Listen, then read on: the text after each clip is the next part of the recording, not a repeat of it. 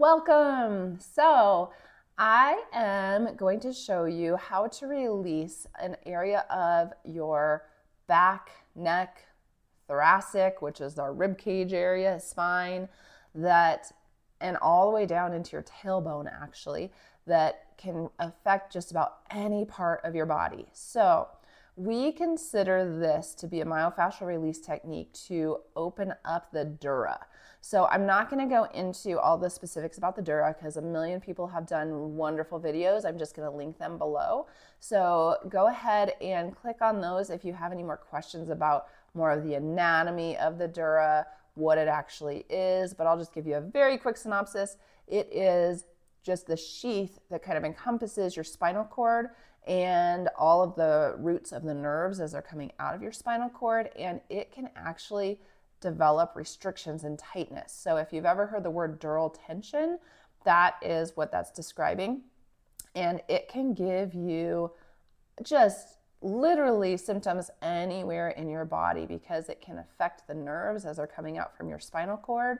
And on me personally, I will just describe how this feels for me. I deal with dural tension pretty regularly if I don't do enough flexibility, mobility. So I tend to need to have yoga in my home program at least 2 to 3 days a week in order to offset the tightness that I tend to get from things like running, weightlifting, those kind of things. So that tends to tighten things up on me, and I will get a lot of tension in my mid back, so in my thoracic spine, like between my shoulder blades and a little bit lower.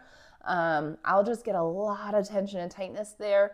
I'll get tension up into my neck, but it's interesting. It's not actually coming from like a tight neck muscle necessarily. It's just coming from somewhere deeper. And so the way that I can tell if I'm really tense in that area is if I'm standing and I bend forward. Like I'll show you really quick. So if I'm doing like a forward bend, I'll put these to the side for a second so you can see.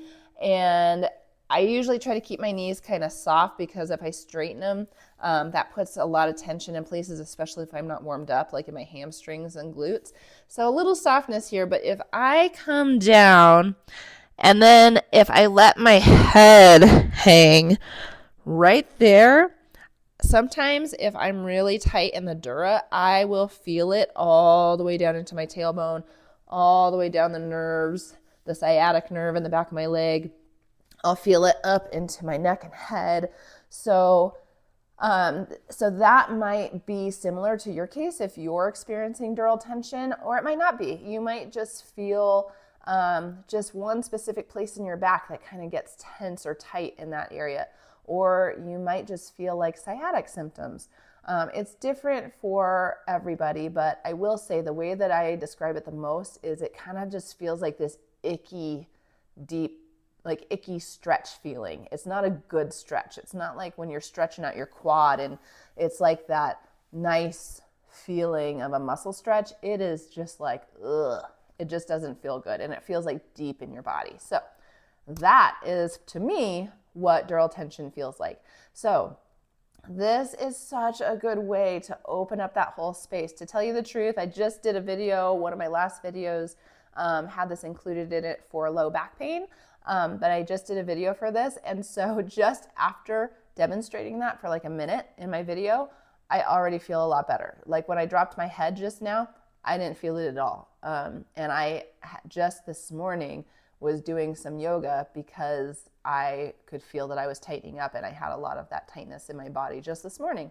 So it can actually help really quickly. So the dural tension, stretch, release, whatever we want to call it, is laying on your back. So try to find a comfortable position on your back. So I oftentimes start with my knees bent because that takes stress off of the hip flexors that pull into your low back. And so all you do is you lift up and you're going to bring the ball pretty far down. So if you have it too high on your sacrum, which is that triangle shaped bone right below your spine, if you have it too high, it's going to arch your back. So like right now, my back is kind of like that. So you want it to be pretty low, like it goes down almost to like it's on your tailbone. And then you'll feel your back kind of settle down into the floor a little bit better. It might not go all the way, but you'll feel it, instead of arching, you'll feel it kind of settle down.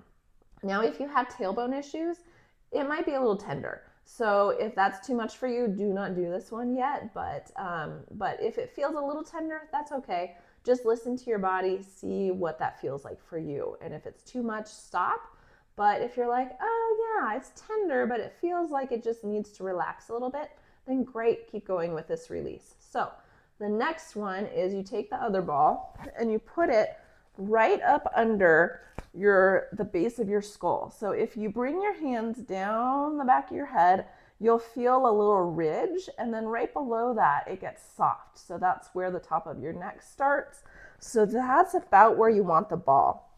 I tend to put mine kind of like halfway on that ridge and halfway below, because if you go too low, you're just going to be in your mid neck and your neck's just going to tilt, or your head's going to tilt back like this and your neck is just going to arch a lot, and that's not going to really release anything. So I tend to put mine kind of halfway on that bony ridge of my skull and then halfway into the soft tissue of my neck. So all you're going to do, so I've got the ball down here that you can't see when I'm laying flat, but it's down pretty much on my tailbone. And then I've got this one up here just under the base of my skull. And then literally all you do is lay here. Like if you've ever done yoga, I kind of think about this almost like Shavasana. So you want to like let your shoulders relax, let your arms relax down by your side. If you have room, you can kind of put them out at whatever angle feels good to you. And then test it out. If it feels better to have your legs straight, let them straighten. Like for me, what that did is it just arched my back and it put a lot of pressure on my tailbone. So that doesn't feel as good to me. So I'm going to bend my knees again. Oh yeah, now that feels a lot better. And now I can feel my body has the ability to kind of soften and relax into those balls that are underneath me. So again, this doesn't necessarily feel like a big, huge, crazy release, but if you're here for the 3 to 5 minutes that we suggest for myofascial release, you will eventually feel things start to relax and let go. And like right now, I can already feel, I'm feeling some almost like tension releasing from the top of my head. I'm feeling it kind of in my forehead letting go. So you never know what you're going to feel with this stuff, because again, every person's body is different. So this is a really good time also to just bring your awareness into your body. See what it's saying. See what it's telling you. If you're laying here and you're like, oh my gosh, I just can't relax, see what's going on there. Is there a place that your body is like, nope, I just can't let go with these in this area? Then maybe you're not ready for this release.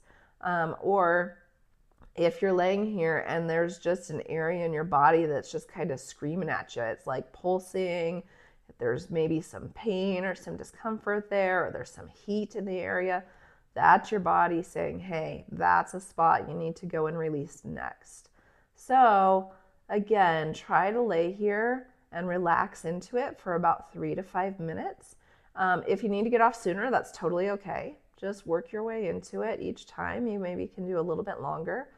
And once you're done, take the ball out nice and gently. You can let your head relax, maybe let it rock side to side if that feels good. And then you could kind of roll to the side and pull out this lower one in your sacrum. Maybe shake your hips back and forth if that feels good. And just let everything kind of settle before you get up. You don't want to get up too fast from this one. So just settle a little bit and then roll to your side. And then you can push yourself up whenever you're ready and you feel good. So that is the release that I love for dural tension, which again, it can encompass just about anything. So if you have anything going on and nothing else really seems to be helping, this is always a great one to try. Or it's just a good one to do throughout our day, because so many stressors in our lives, posturing, positions throughout our day, driving for long periods of time, sitting in office chairs for long periods of time, all of those things can kind of tense up this system. Or if you're like me, if you're more active in other ways in your weightlifting or running or doing any kind of activity or sport, and if you feel yourself just starting to like kind of tense up throughout your whole body, this is amazing for that. So let me know if you have any questions down below. Again, I can't answer any kind of medical advice. I would definitely need to evaluate you in person for that. But again, if you have any questioning on positioning of the balls or anything like that, let me know. And like this video and subscribe if you'd like to see more. Have a great day.